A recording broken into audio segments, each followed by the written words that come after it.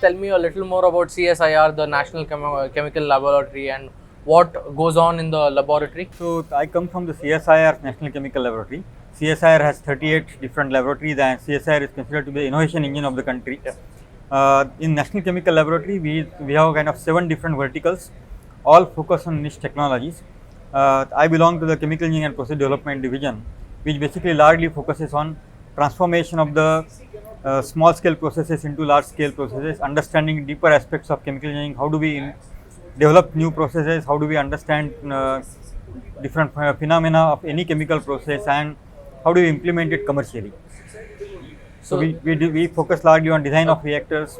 We focus largely on how do we improve the processes, process intensification, and so on. So, sir, in your research programs, where does silver play a part, or how is silver integrated into your research programs? If you can tell a little more about that. So, in general, silver as such doesn't come in the chemical industry to that extent. But what we found that was when a few years back, when we were working on the niche areas where we almost import 100%, we found that the high-end technologies which are only going to grow, like touchscreens, displays, and all, the element point of view, if you see, silver has a major role to play. And what we also found that was in this particular domain, the nano form of silver has a big role to play, and nanoparticles is still okay, but nanowires forms a major role, and nanowires are really expensive and very tricky to make. So we decided to kind of address that particular aspect, and we developed a continuous process for nanowires. So, sir, can you just tell me your day-to-day activities in CSIR? Yeah, sure. So CSIR stands for Council for Scientific and Industrial Research. So we are supposed to strike a balance between the basic science, scientific research as well as industrial research. That's what we do every day.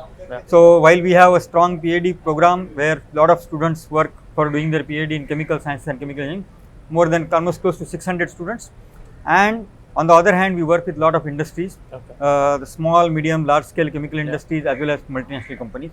We work with them on some of the sponsored projects as well as consultants to them to make sure that the processes become better and we solve the cutting edge problems. So, sir, can you just tell me how the research programs, as in research industries like you and the silver industry, can collaborate with each other and do some work in the future times to come?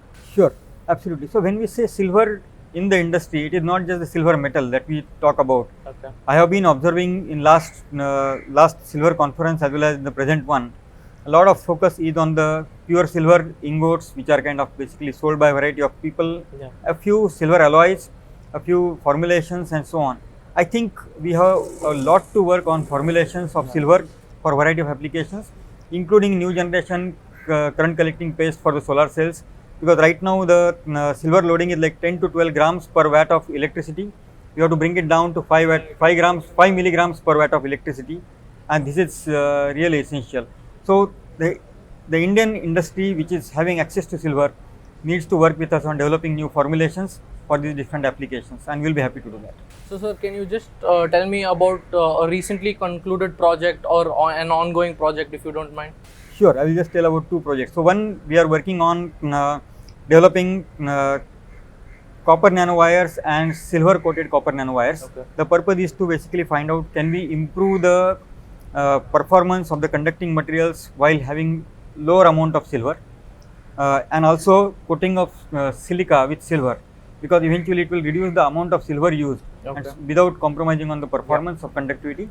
The second, we are initializing a very large and ambitious program where there are 8 verticals, 8 work components, which is sponsored by the DSC, the Advanced Manufacturing Technology Scheme, where we have identified one of the work packages is on developing current conducting inks using silver nanowires, copper nanowires, and conducting materials.